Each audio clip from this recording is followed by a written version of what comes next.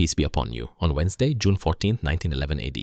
100 people from Alia al Kuma in Italy prepared to embark on a journey on one of the finest trains in Europe at that time, which was supposed to take them from the capital, Rome, and head them to the city of Milan in the north in a journey lasting 7.5 hours. Halfway through the journey, while the passengers were at the peak of happiness, the train was passing through a tunnel in the middle of the mountain as part of the trip itinerary. But it did not emerge on the other side, causing the train to disappear with all the people on board, forever leaving behind unanswered questions to this day. Welcome and come. Today I will tell you about the story of the disappearance of the Zante train, the ghost train. But before we proceed, don't forget to subscribe and activate the bell so that you receive the new story every week. And I want you to reach 20,000 likes on this video before releasing the video. Subscribe to the channel. At the end of the 19th century, Europe witnessed a tremendous industrial boom, especially in the field of transportation. And this development made all global companies start racing to attract the wealthy class of society. And it is one of the most famous companies at that time. There was an Italian company named Zante that designed a train consisting of 3 passenger cars, specifically designed for their railway line, which they also built. And its journey will start from the Italian capital Rome to the Lombardy region in Milan. The journey itself will cover a vast distance of 550 kilometers and will take place in May of the year 1911. Meaning, a month before the launch of our journey, the company announced that the trip would include food and drinks and musicians to entertain the passengers. It will showcase a collection of stunning natural landscapes that are characteristic of regions like Lazio and Umbria, and Tuscany and Emilia-Romagna, reaching Lombardy in Milan. The biggest advantage is that the first journey will be completely free. But this trip will be available only to members of the upper class of society, and the company's plan was that when the first train journey, only the wealthy elite would be on board, which would give the train a value and increase its appeal. And it would begin to attract people from around the world of the same class, and of course, this would ultimately benefit the company. On June 14th, the staff prepared to set off on its journey, carrying 100 passengers from the upper class and 6 members of the modern railway staff. The train departed the station in front of crowds of people, and the journey began with the entire train moving slowly, to give passengers the opportunity to enjoy the stunning scenery around them, and all the passengers are pleased and everything is going smoothly. Until the train reached a point between the Emilia and Lombardy regions and began to gradually increase its speed. The train was entering a tunnel carved inside a mountain, stretching 1 kilometer, which was the distance it was supposed to cover in minutes. And it would exit on the other side of the mountain within at most a minute. But what happened was that the train actually entered the tunnel, yet no one knows where it went afterward. The Lombardy tunnel that the train entered was part of the journey's plan. Passengers were waiting for it, just like the other stations along its route. This was because the Lombardy tunnel was the longest mountain tunnel ever excavated, considered an engineering marvel that people talked about and admired in Italy. To complete the publicity, the company had arranged a group of people stationed at the tunnel entrance to bid farewell to passengers before they entered, and another group standing at the exit to welcome them. Indeed, the group of staff members at the main entrance greeted the passengers and saw them as they entered the building, but only a minute passed. In the second minute, the group at the exit saw no trace of the train, nor even heard any sound indicating it was about to emerge, even as time passed. Signs of tension began to appear among people, and they felt that something strange was happening. The first thing that came to their minds was that something might have happened to the train during its malfunction. And so they contacted the police to come and rescue the passengers who were trapped in the middle of these mountains. Because the news of the trip was widespread throughout the country, the police did not hide the news and quickly arrived, bringing along a few maintenance officials from Zante company, in case the train was indeed malfunctioning, to find a solution for it. And as soon as they arrived, they entered the tunnel and kept walking, until they had crossed approximately half the distance, and at the same time, there was nothing. No broken wheels, no signs of a collision, no explosion, no fire. Nothing at all. But after a while, they found 2 of the passengers who were on the train sitting at the fronts, not moving, and their bodies were full of wounds. And their faces were marked with expressions of shock and fear. After the unexplained disappearance of this train, the news spread through the media like wildfire, and the police tried to admit the 2 men they found into a mental health clinic, so they could recover from the trauma they were experiencing. At the same time, they tried to extract any information about what happened, and after days passed since the accident without reaching others, no clue led them to the train's location. One of the two they found woke up from shock and began to speak, and the truth is that his words, instead of solving the mystery, confused him further. When they asked him to describe what happened, he told them that up until the moment the train entered the tunnel, the atmosphere was stable, all the passengers were enjoying themselves, and everything was fine. But suddenly, without any warning, a dark cloud appeared, covering all the train's windows, and they began to hear a strange humming sound. No one knows its unknown origin, and in a single unexpected moment, before they even began to grasp what was happening, thick white smoke rapidly filled the entire area. Chaos ensued as everyone started running to try to save themselves by any means. Our friend who is telling the story and the second person they found with him, as soon as they saw the dark cloud, they ran to the nearest door, and the moment they heard the passengers' screams, 2 cars of the train were launched forward and rolled a long distance on the ground. This caused the injuries and bruises that covered their bodies, but after they stood up, they looked to see what happened to the train and if there was anyone else besides them.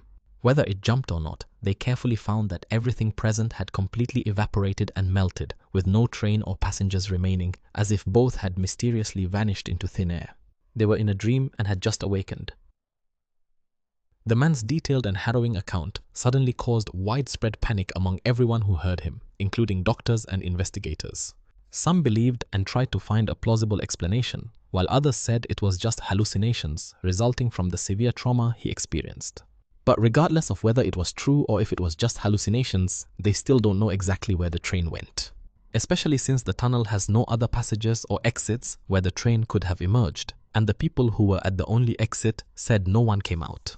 Not to mention that it wasn't the first time a train passed through the Lombardy tunnel. Other trains had passed before without anything happening.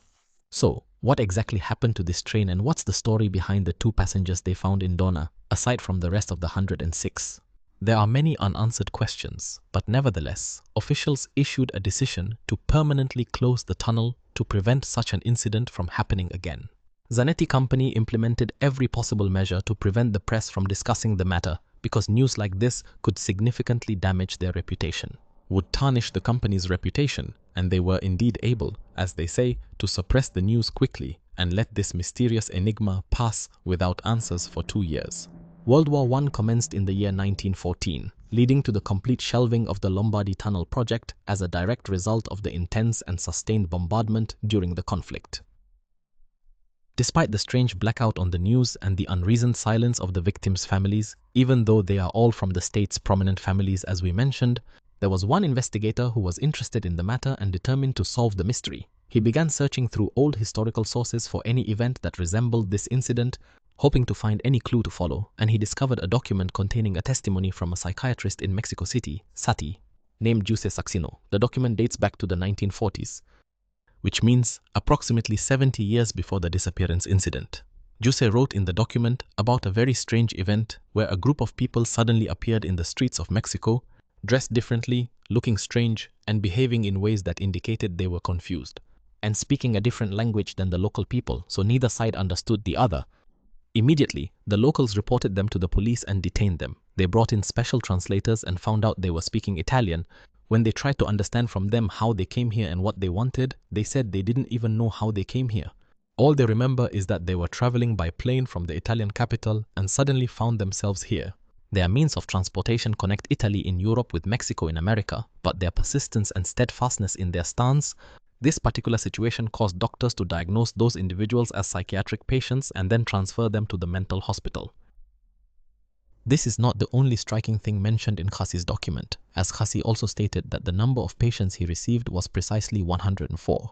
And when he interrogated them all, they agreed that they came from a different time, especially far from the time they are in now. And this was evident from their appearance and clothing, which was different even from the Italians' attire during that period. Adding to the doctor's confusion was that one of these patients had a sealed heart. With the production date of 1907, it clearly signifies that the item was manufactured 67 years after the specific time period in which they currently exist. However, many people chose to disregard this information and continued to assert that they were indeed patients, except Dr. Khassi, who sensed something was wrong but couldn't comprehend it. He decided to tell their story in his document and said that some of them were able to adapt to the new situation after a while, and a few, Al-Hayat and the second part, went insane, and this caused the detective who found the document to link this incident to the Zaniati train accident. He suspects that the patients he is talking about are the same passengers who disappeared on the train, especially since they are Italian and were traveling to Qatar, totaling 104. That is the same number of passengers, 106, when we subtract the 2 that are missing. But still, if they are those passengers, how could they travel this distance, Europe in one trip and Mexico in another entirely? And if we assume that someone kidnapped them, how? There's not a single trace throughout Italy, meaning surely whoever kidnapped them did not take them to Hela Bella. They, along with the train, have an agreement with the ocean, and if we consider all that, how could those who kidnapped them send them back in time? About 10 years have passed since the train disappeared. The matter was closed and people stopped talking about it until one day, one of the families of the missing passengers was present in a monastery named San Pietro, located in the city of Modena in Italy. He accidentally discovered a strange script there dating back to the Middle Ages, meaning approximately the 15th century AD. This document was a testimony by one of the priests who was living at that time, recounting a story that happened beyond imagination. A giant metal carriage, described as the Devil's Carriage, suddenly appeared in the middle of the city, and there was a strange and loud sound coming out of it. But the horror was at the heart of all the people who heard it, and the carriage was divided into 4 sections, the first one being at the front. On it, there was a metal chimney on top that emitted a lot of black smoke, and the 3 carriages behind were smaller in size and filled with windows covered by curtains. As soon as this strange object stopped in its place, 3 individuals emerged from it, whom the monk in the document mentioned as worshippers of the devil. He described them as wearing black clothes with a strange appearance, unlike anything he'd seen before, and at that time all the people present fled and locked themselves inside their homes. Even the monks themselves entered the monastery and locked themselves in, and he said that the 3 went to the monastery's gate and kept knocking in hopes someone would open for them. But the monks inside were afraid to open and remained that way until the individuals and the chariot completely disappeared. The person who found this document was very surprised at how similar the specifications of this chariot were to that of the Vanzaniati train that disappeared, both consisting of 4 cars. And their windows were covered with curtains, and the front carriage had a large metal column from which smoke was emitted. But the Middle Ages didn't have trains in the first place, so how does a train appear out of nowhere during that period and suddenly disappear? And stranger still, the document that the person discovered was kept in the records of a family named the Sagino family. And that was the same name as one of the 2 we dispatched from Zanetti's train before it disappeared. In its context, could this imprisoned family be behind everything that's happening? And could the train mentioned in these 2 documents actually be Zanetti's train, and it's traveling through time with its passengers aboard? On October 29, 1955, 44 years after the train's disappearance, new evidence finally resolved the enduring mystery. A dedicated signalman named Piotr Estimenko was diligently performing his important duties at one of the busy railway crossings. Strangely, he was from a small village called Zavalichi, part of a Ukrainian city, but he was sitting there after midnight at a time when he wasn't supposed to be there. At a certain moment at the station, Piotr noticed a bright light coming from a distance in the darkness, so he got up from his position and began to focus on its source. To identify the source of this light, he saw the light gradually approaching his side, and it turned out that the light was coming from the headlights of a strange train, moving at high speed and without any sound. Strangely, the train was traveling in an area that didn't even have tracks to run on. What's even stranger is that the train he saw had a shape and design completely different from any train he had seen before. At first, he thought it was hallucinations from burnout or work pressure, but nevertheless, he reported it to the police. And when the police asked him about the specifications of the train he saw, he told them that it looked like an old train with a large chimney coming out of the carriage in front, emitting thick black smoke, and all its windows were covered with elegant drapes. However, there were no passengers on it, and of course, this didn't register with the people who were interrogating him. They told him it was surely just hallucinations, but the press had a different opinion. Peter's story spread and became the talk of everyone, and people began matching the specifications of the train they saw to the Zanetti train that disappeared many years ago, reopening the conversation about the story again, especially since Peter did not have any background on the Atarsanedi story to begin with, nor do they know its original specifications, making it seem like a simple signal from a remote village. In one of the Soviet Union countries, they have information about an Italian figure who disappeared many years ago, and no one has ever obtained his background information for more than 35 years. After the news of the ghost train that appeared in Ukraine spread, an increasing number of individuals have started reporting sightings of empty trains occurring in diverse regions around the world today. Even Italy itself, where the trains disappeared, they have reappeared again as ghost trains empty of passengers, flying through the air without any rails. Some countries have recorded sightings of the train multiple times over the years. In Russia, for example, people there reported that they saw the train once. In 1975, then in 1981, and also in 1986, important milestones were achieved in the development of the project and its objectives. In the year 1992, the Ukrainian newspaper Gloria published an important article in its issue dated August 12th of that year. An article titled "The Ghost Train on the Roads of Ukraine" and narrated in the article about the train's timeless design. With open doors and empty seats and no passengers, it appears from time to time on a street in Ukraine, remains for moments, and then disappears without any trace. Since that time, the intriguing and mysterious story of the Janati train has become one of the most fascinating and puzzling tales that people tell around the world.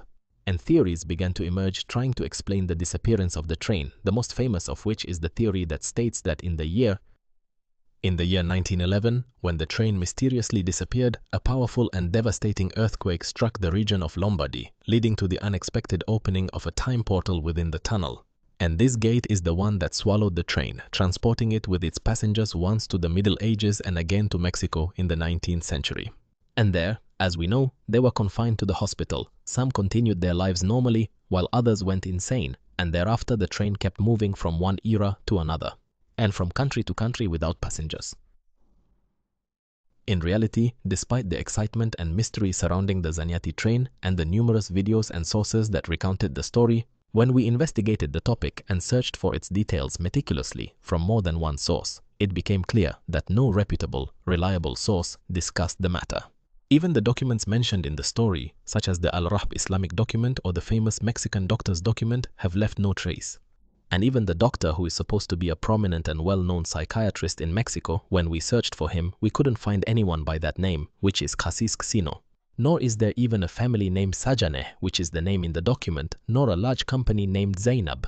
Similarly, we found no traces of him in the industrial company records that existed during that period. And what is even stranger is that the Italian sources that recounted the story, there are very few compared to those available in English or Hindi languages, and the truth is that we really don't know if this particular story actually happened, but it was well kept as a secret over time.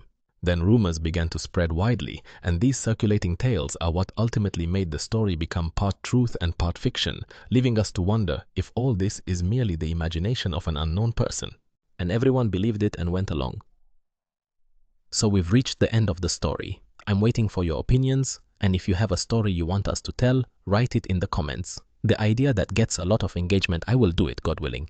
Show me the enthusiasm with a subscription, like, comment all this beautiful work, and share the video with anyone you think would enjoy it. See you next time.